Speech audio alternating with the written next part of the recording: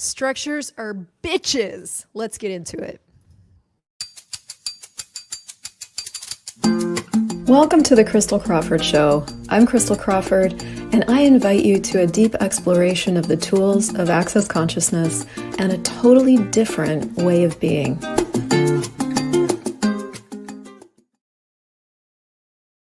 Y'all, let's get into and talk a little bit about how I hurt my knee. Let's talk about my knee. All right. So I'm sitting here with an injured knee, and I didn't know that was going to be part of the conversation. But as I was writing the email this morning and looking at this huge conversation of where we turn things into structures that can't change, I recognized that during this particular knee injury, I am at more peace than I have been in my whole entire life with anything that has occurred.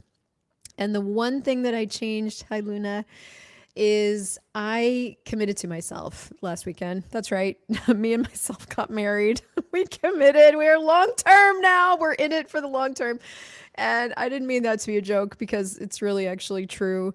But that's the one thing I changed. And in committing to myself, I recommitted to my use of these tools because these are the one tools on this one set of tools on the face of the earth that I know can create a totally different reality. And so let me weave into when you are feeling locked up or you feel like you're in a no choice universe. Anybody ever felt like they're in a no choice universe where you're just like, I can't see my way to anything else? Okay, that's a no choice universe. Well, number one, those are always self-created, but to be a little more helpful than that, they are something that you've done by locking yourself into something you've decided can't change. And these can show up in so many different ways. So today we're going to use my knee story as my favorite example of the day to illustrate structure and to talk a little bit more about systems and make that more applicable and actionable to your everyday life. This conversation comes out of key number 5 in the book, The 10 Keys to Total Freedom. Now, I want to point out that these are conversations for freedom. They're not conversations to make you wrong. They're not conversations to create more rightness or more spiritualist ideas of consciousness. They are conversations for freedom. If you want to be free, if you want to be you, and you want total choice, and you want that kind of freedom, these are your conversations. And that's all what consciousness is all about. Consciousness just means including you. You're included. And you're not judged. How does it get better than that? So if we really are kind of addicted to consciousness and interested in consciousness, then what we're really interested in is including ourselves. Now, I don't know if many of us knew that before this moment. But I am a champion, and it's why my channel, my title is called Miss Anti-Guru. I am a champion of excluding myself and judging myself. And raise your energetic hand if maybe you are too. I have a new class out called Living Without Judging You. And if you look at the description in the comment section, you can find it. If you're on Instagram and you want to see more details, head over to Linktree. Living Without Judging You. Living without judging you starts with not making anything significant and not forming anything into a structure. I'm going to read to you a little bit about this out of the book, okay? Let's talk about what form and what structure and what significance actually are. This is going to be very simple. You feel like you're back at school. Form is the shape or an outline of something. It is also the way something is done. Anybody ever heard someone say this is just the way we do things? Or a way of acting. That's the form of something. Structure is a manner of organizing, building, or constructing something that makes sure everything runs in a specific manner. Raise your hand if you are a control freak. I'm going to raise, but if I could raise my knee, right, I would. I'm a control freak. Raise your hand if you're a control freak. If you're a control freak, you tend towards structure. Okay, structure is something that makes sure everything runs in a specific manner. And why would we want to control or structure things? Well, there's a lot around that, but to be very simple about it. We tend to form structure around things we feel like we can't control. So we'll do structure as a way of trying to control things rather than being ourselves and just choosing and staying present and like, yeah, receiving all the energy, etc. Okay. So structure is something that everyone agrees exists in a particular way and doesn't have the right to change. And if you look at construction, for example, or modern day construction, most modern day construction is built on a foundation. Old style construction, or like the city of Venice, for example, was built on platforms. If you plow down pylons into the ocean and you put platforms on top of those pylons, you can take down and build any kind of building on top of those platforms if you want to. But if you have a foundation, you only have one type of building that can go on that foundation, because if any of you guys have ever seen a house being built, it's built in a particular footprint. So when we talk about, for example, the foundation class, we're talking about actually destroying your foundation so that you can have a platform to build something that really works for you. So that's what we're talking about here. Structure is like a foundation. It'll only allows one way of something occurring. Significance is importance or meaning. And this is where a lot of us tie ourselves up in religious stuff and spiritual stuff and even consciousness stuff, is we make it significant. Now, that's not the only stuff we make significant. Anybody ever been in a fight with their partner over something that is just like a deal breaker for you, like you're willing to die on this hill?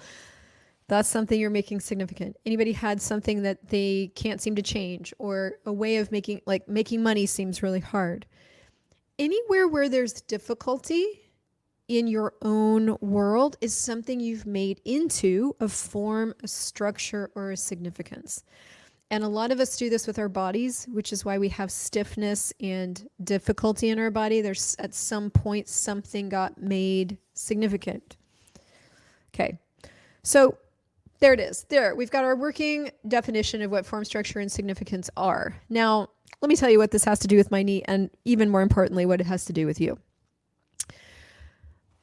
When I injured my knee the first time, this was about 2 years ago. Now, I mean, I could go all the way back. I would say throughout my family, we've had weak knees. Patellar instability is what it's called. My sister's had 2 knee surgeries. My other sister had a knee surgery, and my mom's knee was always in some sort of brace. I saw all of that. We have a thing in Access Consciousness, or a description of what we do as creative beings, which is called mimicry. And I remember very distinctly going into my mom's knee, wondering why it needed to do that. I had this ability to go into other people's bodies and like see how it worked. I didn't know that meant I was going to mimic that. So anyway, 2 years ago, I was drunk and mad and slightly violent. And we were in the middle of Colombia, and I was in the middle of a huge reaction. By the way, alcohol is not helpful when you are in and living a reactive reality. That does not make it better. Oh my God. So I got pissed. We went home. We were fighting. I was fighting. And I pulled a pillow off the bed and I drummed him with it. And in the process, twisted this patellarly unstable knee, which I didn't know because I was hammered. I woke up the next morning and my knee was swollen to like 5 times its normal size. And that's how it happened the first time. So there's a lot of factors to the first time. I was in the middle of a series of choices that were not working for me, that I was trying to make work for me. And there's a conversation that I've had before with you and others that goes, trying to do something differently rather than doing something different. I was trying to do things differently. I was trying to be different. I was trying to fix myself. I was trying to get out of reaction. I was trying to be a different person. I was trying to be me, trying. When what was really true is that the series of choices that we had made just wasn't working for me. And I knew it, but I didn't really want to know it. And here was my story. And we're going to get into, actually, don't listen to, tell, or buy your story, because it only limits you. But my story was, we had invested so much. We had just so much had gone into this choice. I couldn't even fathom going what felt like backwards. And so I was really forcing my way through this period of time. So anyway, so I injured my knee, and at the time we're staying in my mother-in-law's house, which she's so generous, but didn't really work for my work lifestyle. Andres and I were having struggles with like communication, and there was just a lot of things going on. And I think on top of that, I had just started really hot flashing. So for anybody gone through perimenopause, I was intensely hot flashing, and I had just gotten eye surgery like 2 months ago. So the number of things that were going on right then that were just uniquely challenging was compounded to a great degree. And I wasn't really talking about much of it because at the bottom of it all, I was embarrassed. I was embarrassed that I was living this reality that I should be so happy with, that I was really miserable about. And there I was on the bed in the middle of not my own home, in the middle of a country where I didn't really speak the language, and I was upset. On top of all that, I had injured it through trying to attack my partner. I was like the worst person ever with a pillow. He was fine. Oh man, I spent the next, I can't even keep track of the time now, but like that knee injury probably took me almost a year to really fully like get the flexibility back. But a lot of the reason for that was that I basically stopped moving at that point, and I just started surviving. I was surviving before, but after that moment, I really started surviving. And of course, when you start surviving because of anything, and I'm getting around to how this applies to form, structure, and significance. When you start surviving, you kill everything because what you're going into is coping, and nothing thrives in coping. When you're coping, nothing thrives. Your body dies, you die, you're dying at that point in coping. And I knew it, but I was trying to do things differently instead of just choose something different. So I wasn't willing to give, I had made into a structure and a significance our choice to be there. And I wasn't willing to change it. And it still has a lot of energy on it still to this day. Like I just wasn't willing. So being not willing, I had to. When you're not willing to change something and you've made it into a structure, then you have to do things, right? You are now a slave to your choice. So I had to keep going, and I had to keep choosing, and I had to keep going forward, even though I just felt like I was being dragged behind the chariot of my own creation. And that's how it goes. That's what happens. When you form anything into a structure or a significance, you are now a slave to what you've created, and usually not in a great way. So I'm so grateful for consciousness, because even when you're in the middle of something that you're choosing that is just really, you're being really hard on you with that choice, you know, consciousness doesn't know how to give up, right? The elementals don't give up. The beings of light don't give up. They are there with you in your whatever state you're in. And out of access consciousness came the big five. If you guys haven't dived in headfirst into the big five conversations, please go to my YouTube channel and just search big five. That saved my life, because out of that came the articulation of presumptive reality and the need of reactive reality. I was in constant reaction. So I started really using the tools with myself to just get out of reaction. I was in so much reaction all the time. Now that I look backwards, I can also see that I was living in the land of reaction, if that particular part of the world is like based in reaction all the time. But I was also just bringing up where I had lived in reaction all this time. So I tell you all this to go, okay, use the tools. And then I got more and more and more peaceful. What was happening with that? The need to react was going away, because the presumptive reality, which was the structure of my reality, was dissipating. Once the structure of your reality in any way starts dissipating, you don't need to react anymore, because you would only need to react if you had to prove something. You don't have to prove anything if there's nothing there to prove. So I I lost more and more and more need to prove.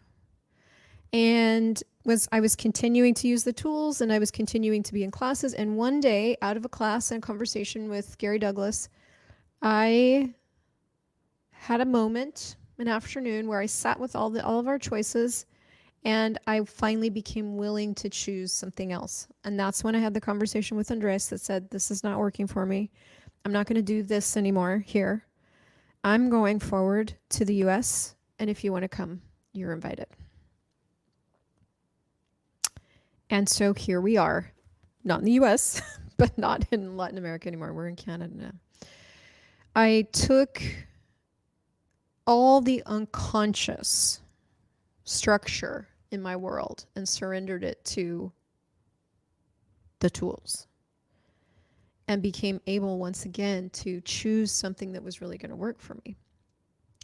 So here we are in the middle of creating again, creating ourselves, creating our relationships new. We are stronger, greater, kinder, gentler, more able, more mature, more happy. Happiness is becoming a choice we have available, not because of the country, but because of the commitment to choosing what works for us.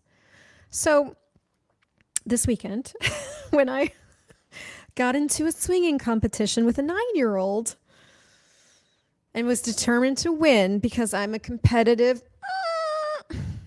I swung very high, forgot about my patellar instability and the injury, and went completely unaware and totally competitive and leapt off that swing and landed straight flat on my feet, which then slid my kneecap to the side, and here I am recovering again. But the thing that struck me this time was that I have so much peace. It was a really funny moment when I hit the ground. I hit the ground and it was very painful, and my body instantly cried. And out of my mouth at first came, I'm sorry. Andres was there and I was just like, I'm sorry, I'm sorry, I'm sorry. And I realized that way down in there, I really do have this belief that I should know better than to affect anybody else's life or care for me. So that was an interesting thing to look at, that there is still a structure down there that who I am shouldn't have an impact on anybody else. So nobody's perfect. We're all out here just living. And once that emerged and I saw it, I was like, okay, it's okay. And I just I could allow him to take care of me. I could allow the process that was going to ensue. I could allow the recovery. There was allowance there after that.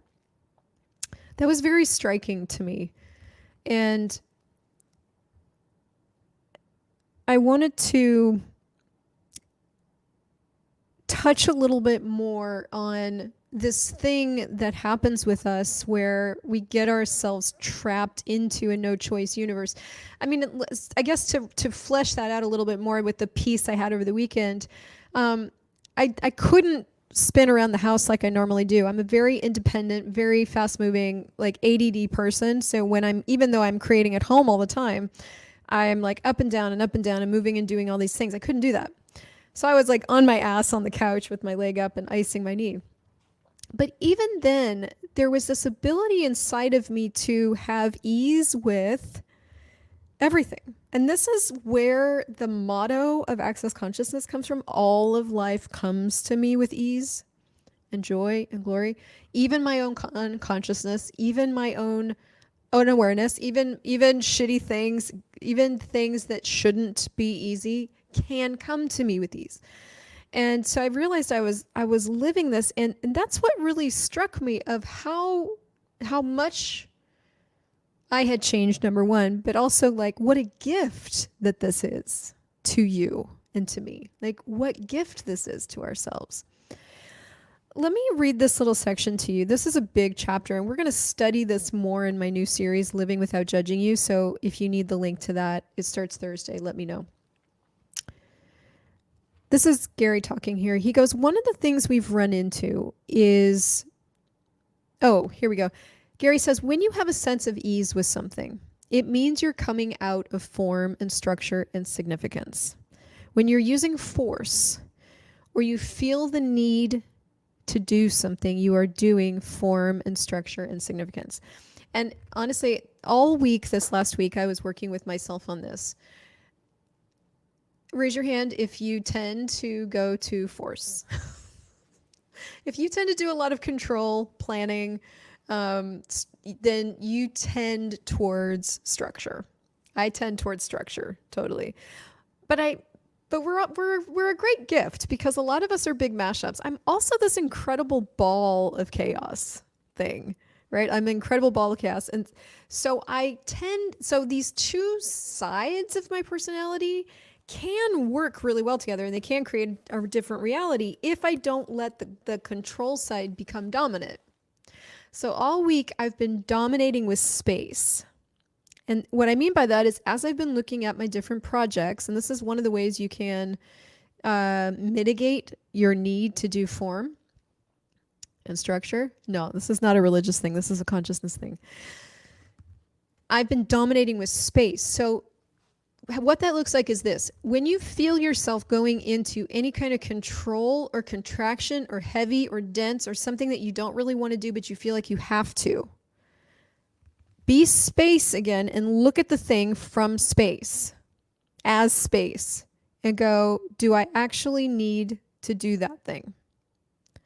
And I've been choosing from there. And it's making all of my life easier. So now I'm playing with creating money from there because I'm used to creating money from a lot of force. So instead of disengagement, I'm creating from and as space. This is an interesting thing to play with. He's like, so one of the things we've run into, Gary said, is the idea of necessity. When you decide that something is a necessity, you have no choice. Anybody ever said, I need money? Okay, as soon as you need it, you have no choice. So in the no choice universe, there's only two. Should I stay or should I go? In the no choice universe, your choices are limited. In the infinite universe, your choices are infinite. And also you have infinite possibilities. So if you poured possibility into it instead of need, you get access immediately to your capacities and abilities with money. That's what the whole How to Become Money workbook is about. So he's like, when you decide that something is a necessity, you have no choice. And when you create no choice, you usually get angry. Maybe you ever get pissed when you feel like you have no choice? I lived pissed for like 2.5 years. Everybody takes that anger and does something different with it. Some people build more fat cells into their body. Some people make themselves slower in their head. Some people make themselves stiff and rigid. Necessity becomes a giant lockup in our body. And some people make themselves emotional basket cases. It's all about the places where they think they have no choice, which comes from the idea that it's a necessity, not a choice. Okay, it's all about the places where they think they have no choice, which comes from the idea that it's a necessity and not a choice. You have to learn to function from choice and recognize the choice that you have. And this is where just consciousness outstrips culture and how you were raised and where you live in the world, because it's about the choices you have, not about the choices that you should have or that others have, or comparing yourself. It's like, what are the choices you have? So when you are doing form and structure and significance, you're sitting in the no choice universe. So if you're anybody pissed about where they are in their life or frustrated, symptoms of the no choice universe. Now, here's the great news about no choice universe. Number one, you put yourself there. Or you just mimicked it from your family and kept choosing it, right? Very likely that no choice universe was modeled. And if we're going to be responsible adults of consciousness, anybody raise your hand if you want to be an adult of consciousness at some point, maybe when I'm 503, then we get to take responsibility for that. Yes, we mimicked it. Yes, we learned it, but now we're still choosing it. So no choice universe is a choice. It's something you chose. And so if you can choose that, you can choose something else. But now it's going to be like, okay, what is that? How do I practice this? When you're doing form, structure, and significance, you're sitting in the no choice universe and you're saying this is necessary and this is the way it's supposed to be or has to be. This is what I have to do. There's one choice you give yourself when you make something into a have to like that, and that's to resist. So everything you make into a have to, you have to resist. So now you're in the no choice universe resisting, and you wonder why you feel so pissed off and stuck. When you have choice, you ask, what else is possible? What choices do I have? What other contributions are there? What question can I be or receive that would change all of that? One of the things that keeps us in the form, structure, and significance of this reality is the idea that there's no choice. There is only necessity, and you must do what you must do because you must do it. That's the lie. So everything that is times a godzillion, we destroy and uncreate it all. Right, wrong, good, bad, pod, poc, all nine shorts, boys, povids, and beyonds. And that weird thing is the clearing statement. That's one of our best tools. You can go to clearingwithcrystal.com and get a whole download on that thing. When you function from no form, no structure, and no significance, things happen with great ease and very quickly. The things that other people have difficulty with, you will have no difficulty with. Every judgment you make locks you into form, structure, or significance. So here's an example, and we'll wrap with this. An example, I'm going to do this in a different way. He wraps with this little money example, and I want to give this to you guys before we take off. You can ask questions like this. What would it take to create, this is an open question, right? What would it take to create wealth, money, and abundance in my life? And what form, structure, and significance have I made so important that I can't have that? And then use the clearing statement. Everything that is times a godzillion, I destroy and uncreate it all. Right, wrong, good, bad, pod, poc, all nine shorts, boys, povids, and beyonds. That process will show you the places where you haven't been willing to create wealth, money, or abundance. So all of life, your whole life, my whole life, and how it goes is this canvas upon which we paint. And when we're being unconscious, when I was being unconscious, I painted with dark, heavy hand and strokes, and sometimes I just stopped painting altogether because I didn't trust myself with the brush. But as of 7 days ago, and this can happen in any moment, I was like, nope, if I were 2 feet in on me, if I were committed to me, what would I choose?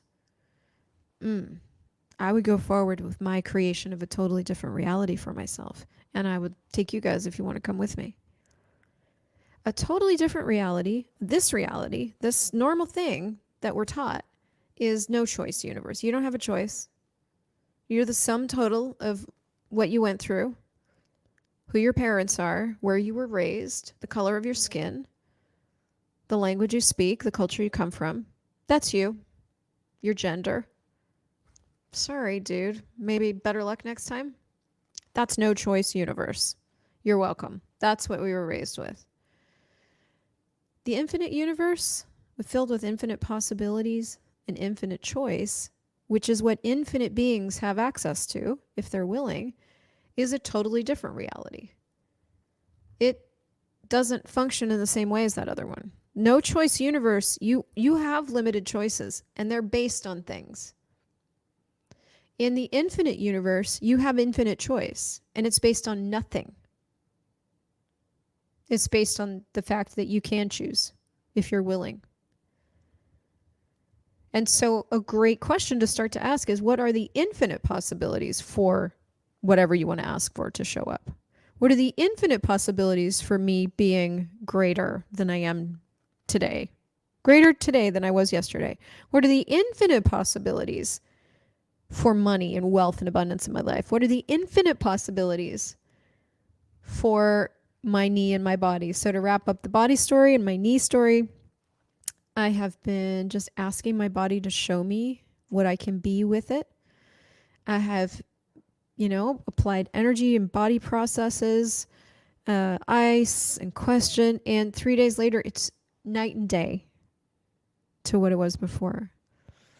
I've been clearing all the form, all the structure, all the significance around anything I held in place that allowed this to happen.